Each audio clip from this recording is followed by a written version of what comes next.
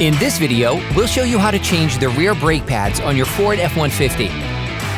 You can find them on CarParts.com via the link in the description. For safety reasons, we strongly suggest watching our video on how to jack your Ford F-150 safely. Open the brake fluid reservoir. Insert a flathead screwdriver into the opening of the brake caliper. Lift it off using the screwdriver as a lever by pulling it towards you.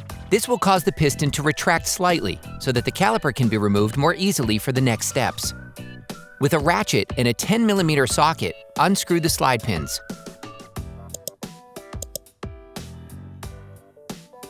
Finish unscrewing by hand. You can now remove the brake caliper and place it on the rear axle. Using a flathead screwdriver, remove the anti-rattle clips.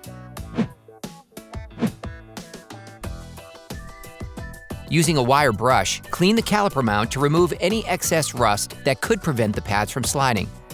You can order the pads kit used in the video on CarParts.com via the link in the description. Apply grease to prevent corrosion over time. Get hold of the anti-rattle clips supplied in the kit. Place the new anti-rattle clips on the caliper mount. Grab the brake caliper. Remove the brake pads by prying them out with a flathead screwdriver.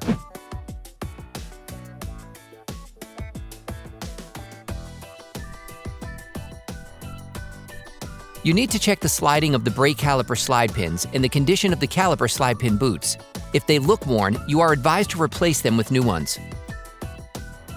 For great content, our best price, and fast shipping, download the CarParts.com app now.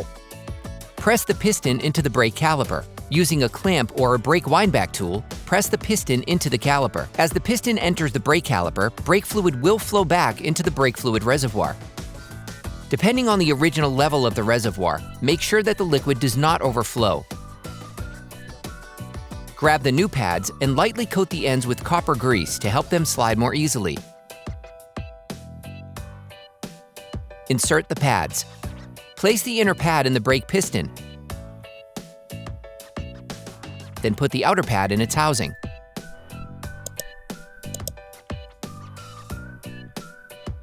Put the brake caliper back in place and screw in the slide pins by hand at first. Then tighten them until it makes contact with the ratchet. Finish tightening using a torque wrench.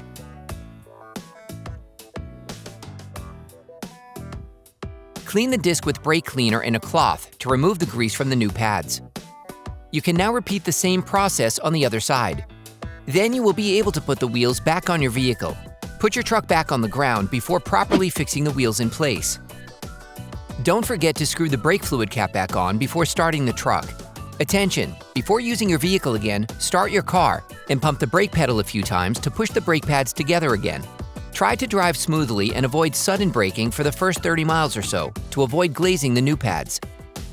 Operation complete. Quality parts, priced right.